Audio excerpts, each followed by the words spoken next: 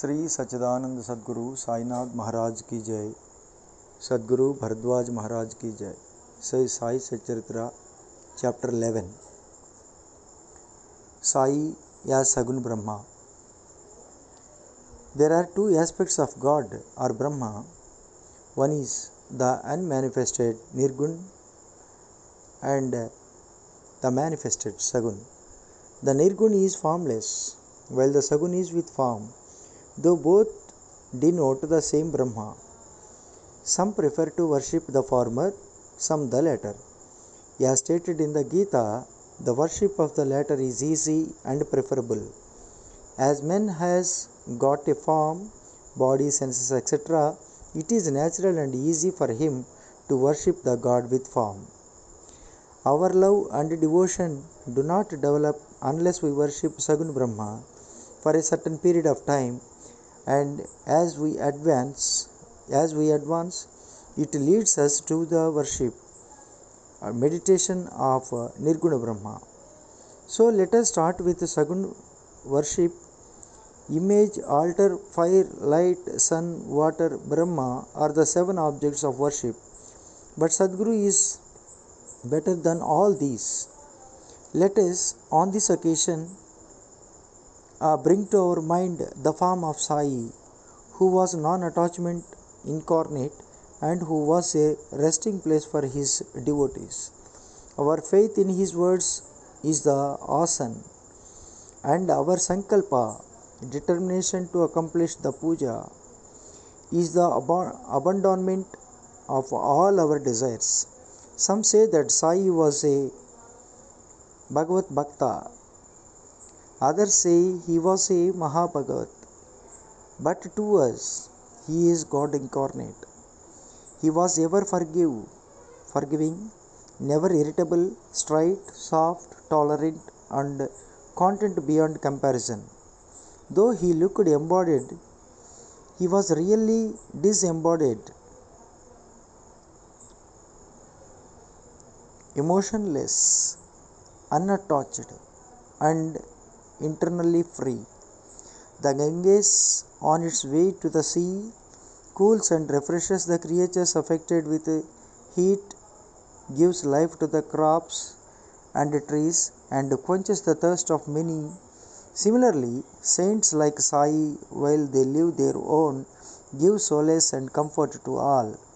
Lord Krishna has said that the saint is my soul, my living image. I am he, or he is my pure form. This is describable Shakti or power of God, known as pure existence, knowledge and bliss incarnated in the form of Sai in Shirdi. The Shruti describes Brahma as pure bliss. This we read or hear daily in the books, but the devout people experienced this Brahma or bliss in Shirdi. Baba, the support of all, required no prop or asan from anybody. He always used a piece of sackcloth for his seat, which was covered with a small mattresses by his bhaktas, and had a bolster placed by them rest as his back. Baba respected the feelings of his devotees and allowed them to worship him as they liked. Some waved chamar or fans before him, some played on musical instruments, some washed his hands and feet, some others applied scent and chandan, some gave betel nut with leaves, and some others offered naivedya. Though he looked like living in Shirdi, he was present everywhere. This all pervasiveness of his was daily experienced by his devotees. Our humble prostration to this all pervasive Sadguru.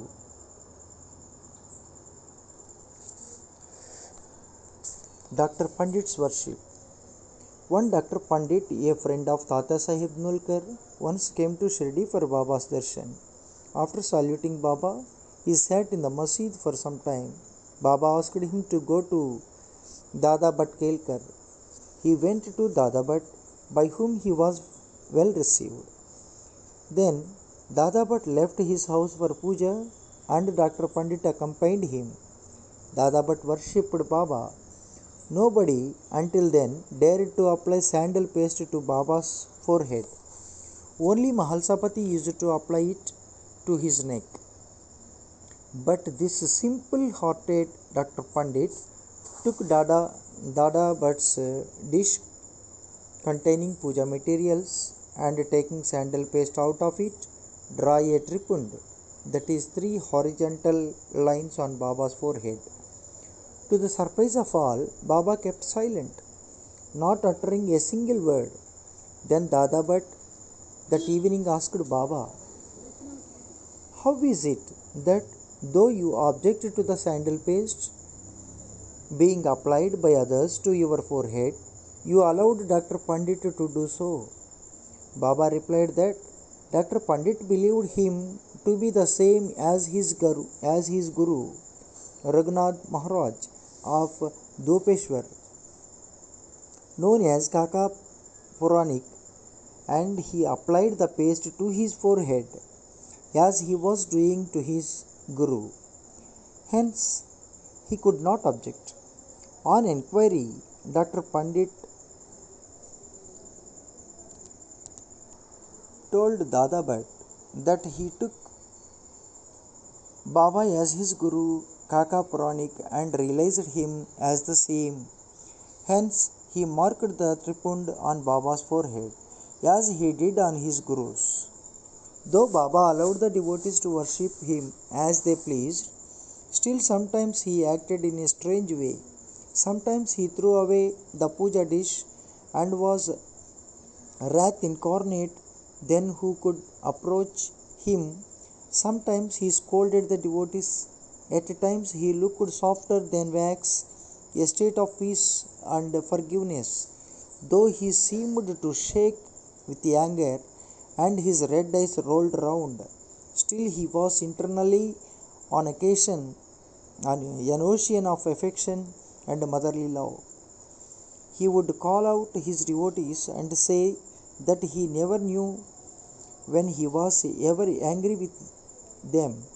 If it was possible that mothers could kick their children and the sea turn back the river, he too could neglect the devotees' welfare.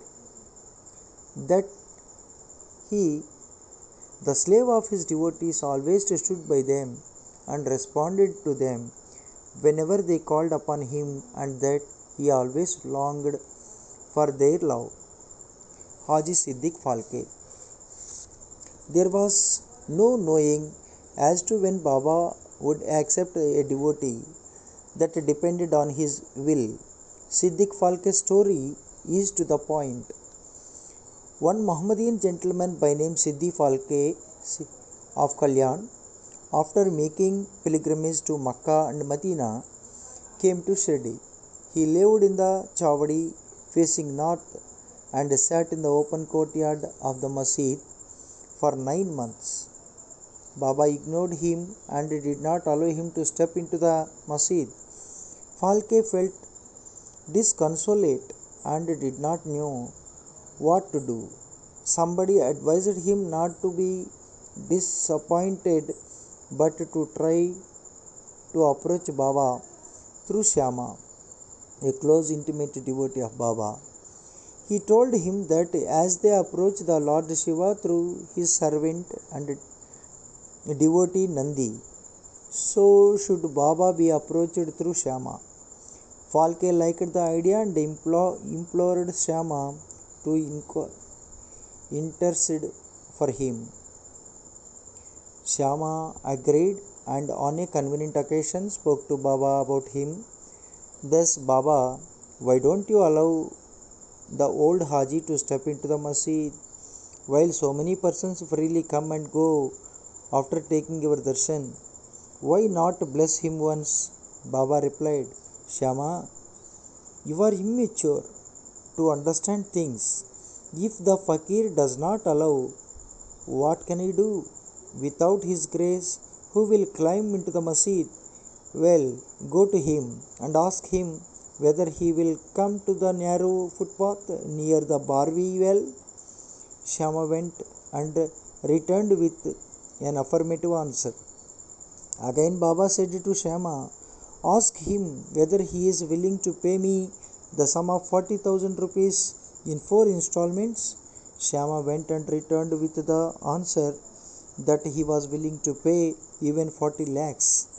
Again Baba said to Shama, we are going to cut a goat in the masjid, so ask him whether he would like to have its meat, haunch or testicles of the goat. Shama returned with the answer that the Haji would be happy to receive a small crumb from Baba's Kolamba.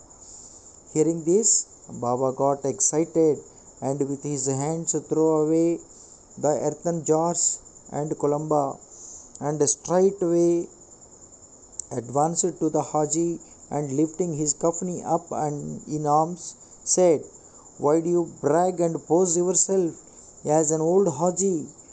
Do you read Quran like this? You are proud of your pilgrimage to Makkah, but you do not know me. Being this scolded, the Haji was confounded. Baba then went back to the masjid, purchased a basket of mangoes and sent them to the Haji. Then again, Baba went to the Haji and taking out 55 rupees from his pocket, gave them in Haji's hand.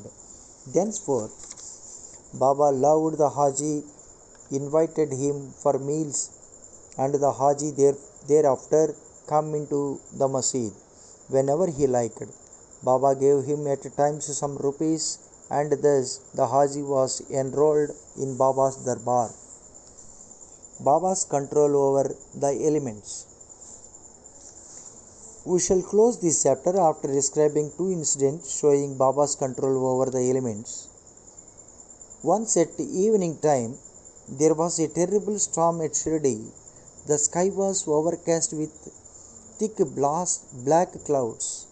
Winds began to blow with great force. Clouds roared and lightning began to flash and rains started pouring in torrents.